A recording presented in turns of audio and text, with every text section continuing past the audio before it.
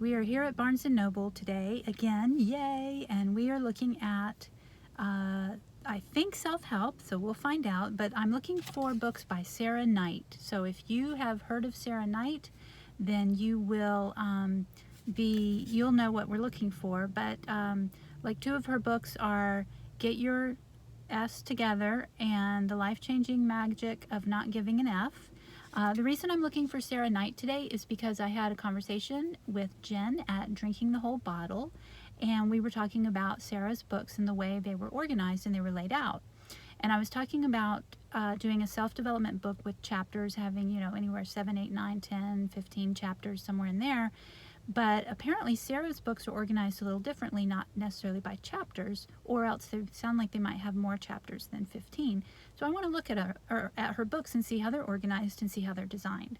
And she's written a lot of books, so it should be fun to find them and see where they are. Yeah, so that's where we're at, why we're here. We're at Barnes & Noble. Now, is that something, have you heard of Sarah Knight's books? Have you read any of them? Let me know. Also, I am hoping that I'm looking at the camera. I'm recording this in a different format on my phone, and the camera is really hard to look at and make sure I'm looking at you, because last week I was staring off into the distance, and that's not fun to watch. So, but we're going to get to the books real quick because that's what we're all here for. So let's go inside. Okay, I found them. They were here where we were before. Does this look familiar? We were looking at this book couple weeks ago, about a month ago, and I found the Sarah Knight books. Duh. Okay, apologies for the language. We're going to see some words that some people don't want to see. So I'm going to pull out the first one of hers, the Life-Changing Magic of Not Giving an F, and Get Your S Together. And we're going to take a look at these here on the floor. Hey, I found a chair instead of the floor, so let's try this on the chair. So this was her first book. I actually read the inside already, the introduction, and she worked in publishing, so I'm not surprised. So that kind of helps understand the way the book is organized. It is published by Little Brown, so yep, one of the big guys, and she may have even worked for them, she doesn't say. But it's a hard case-bound, hardcover book. No dust jacket, which is kind of the new thing to do, and a little bit less expensive. And there are 200 and something pages, 210 pages, all right, or 212 if you count that one without page numbers. But what is very interesting about this book is the organization, and it is not in chapters. So that is very curious to me. It is, again, I apologize for the language, but we're all grown-ups. Okay, so look, there's one section, section 2, section 3, section 4. And when you start to thumb through this, there are no chapters. So they're like blog posts or sections or small mini chapters. There's actually a lot of self-development books that they're kind of like meditations or activities or that kind of thing, and they don't have chapters either. So this is a very different kind of organization to the book. Now, she does a shout out to Marie Kondo's book, The Life-Changing Magic of Tidying Up, which is kind of where she bases her title on, and how great that book was for her. So I'm going to find that book and see how it's organized too. So very interesting. So then it's not her very next book, I don't know what order she wrote her books in, but this is a big one too. So this one is also by Little Brown. See, they're all very similar in style and design here. Same, design to them. This one has even more pages. I want to say 278, 287, 88, 89, somewhere in there. And again, same kind of formatting. So section 1, section 2, section 3, section 4. So what this makes me think is, one, I want to know if she has a blog and if these things are on her blog, because these totally look like blog posts to me. So, here's a little piece, and then you go a few pages. She's got these call-out boxes. This is not a sidebar. It's actually a call-out box. If it were just here, it would be a sidebar. There's a lot of design with bolding throughout. That's very unusual in a book. She's even got a little bit of art. So it's a fun read. She's funny, you know, it's real, you know, she's got some tables and things. So yeah, I mean, this would be a really cool book to work on. The design, the layout and the design from a technical standpoint, like the person doing the page flow, that's going to take a lot more work. But yeah, you can do it.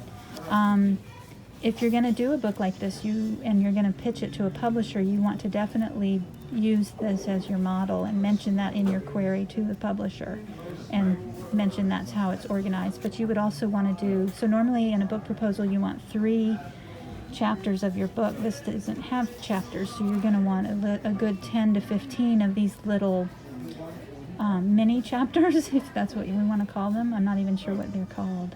So yeah, very interesting layout. So let's see if we can find Marie Kondo's book. It wasn't in the same place as this one, so I need to check with a bookseller and find out where it is. But I wanted to show, she's got the books, right?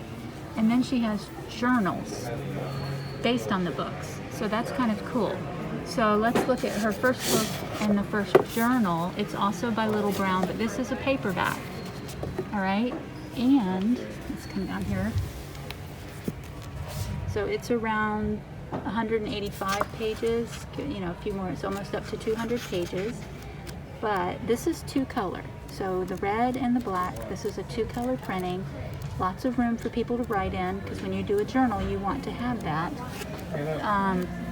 Because that's the point of it, for the reader to write in it. But there's also design things here.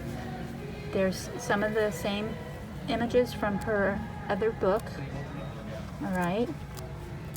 Questions and answers, different exercises. There's quite a lot of content in here for a journal. So I just wanted to show you that. And then the price of the journal, $14.99 in paperback, whereas her book itself is $19.99. So that's really good. A good bargain if you're going to get the two together. The trim size is also not your standard 6x9, of course. So again, we're looking at probably 5.5 by 8, which is a pretty common smaller size for books, and that helps you, like I've said, that helps you get your page count up when you have a smaller trim size. All right, I found the Marie Kondo books, and I am not surprised. Okay, here they are. They're in Home and Garden.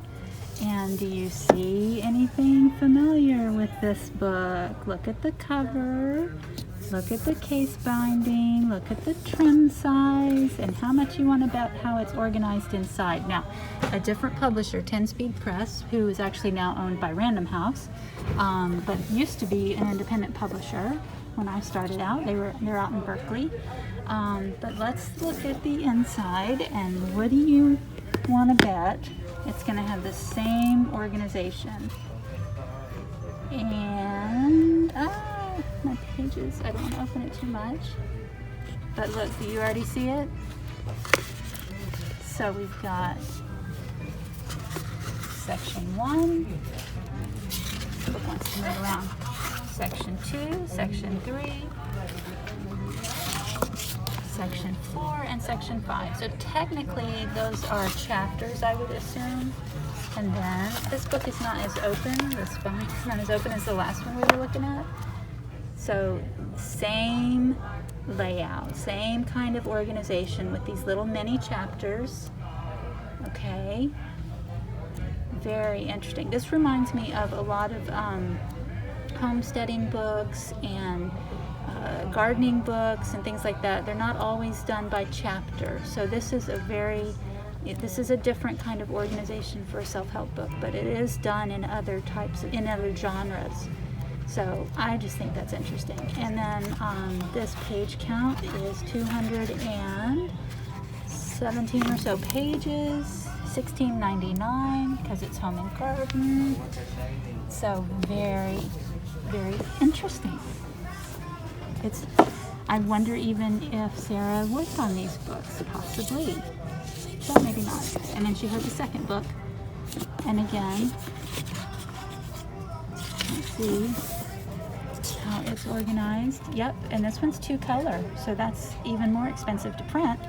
So we've got 1, 2, 3, 4, 5, 6. So technically 6 chapters, and then the little sub-chapters within each one. So, yeah, so what an interesting lesson to learn. Okay, I want to talk again about self-published books. I'm all for you guys self-publishing. That's great. I think it's something that people can do and it works. But please, please, please. So here's some self-published books. Okay, it's like a pamphlet. It's paperback. You can tell it's self-published because there's no publisher name on it. But the thing that bugs me about this the most, and quality's good, it's got a great cover, the pages are great layout and everything. There are no page numbers. Please, folks, when you do a self-published book, please put page numbers on them, okay? Look at what other books do. And also, you don't start the book. The table of contents don't go right after the title page. So look at other books to see how to lay out your book. Here's another one. Now, why are these here even? Because these are very niche topics. Again, no page numbers. These are very niche topics and people want to know about them. And so that's why they're here. I'm still a little surprised, but still I can understand it because of these. But please, beautiful covers, okay? They've got almost all the parts, but no page numbers. Think about what your reader needs and look at what other books do to do your own self-publishing. So that was fun. That was such a learning experience. So we saw Sarah Knight's books, and the question was, how are they organized? Do they have like 7 chapters or 12 chapters like a lot of self-development books do? And they don't. They have 4 sections, and then within each section, she's got little sub-chapters or mini-chapters or just, a whole range of little sections that could be blog posts if you want to think about them, or articles. And then my next question was, where does this come from? Did you guess it? Did you see because I was wondering, I was like, okay, I know, because she says in the beginning of the book that she bought Marie Kondo's book and read it, and she loved it. And then it changed her life, but then she had also quit her job in publishing, and so she was also doing other things to change her life. And so then she decided to write a book about it. And I thought, I wonder if she has a similar layout, and totally. So then we found Marie Kondo's books, and same thing.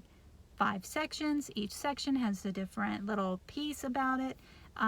So technically you could say it has 5 chapters, and then within each chapter are little sub-chapters or subheads. But very cool. Same exact layout, very similar design, very similar look. So let that be a lesson. If you are publishing your own book, you can do something similar. You can see the differences and the similarities between the two. And yeah, so that was cool. I filmed a lot of other stuff that I put on my stories. I just wanted to stay there all day. I found some really cool, it's Christmas time, so there's some really fun books out. I'm dreaming about writing books and would love to buy all the writing books, but now is not the time. So we will come back. But yeah, what books do you want me to look for? Is there a certain book you're like, how do they do that? Or where does that come from? Or who published it? Also, yeah, if you're doing if you're self-publishing a book, please put page numbers in the book. I can't tell you how much of an irritation that is to me. Books need page numbers so the reader knows what page they're on, so they don't have to dog-ear the page when they stop reading. Of course, those were small enough. When you're not going to stop, you're just going to read it all in one setting. But still, also please make your books more than that page count. There's certainly way more you can say in a book that you're going to go through the trouble to create it, design it, do print on demand. I don't know how much those are selling for because there was no price printed on the back, which you don't have to print a price, but it's again a courtesy to the reader to print a price. If you're doing print on demand, you can change the price whenever you want. So yeah, so we'll get into self-publishing a little more, but those stood out when we were in the home section. So what did you think? Tell me what you thought. Did you guess it too? What section should we look at next? I'm thinking children's books because I've been talking to a few people this week who are interested in children's books, and that's a whole other that's a whole other, just the range of children's books there is amazing. So anyway, comment below, let me know, or DM me, and we will do this again soon.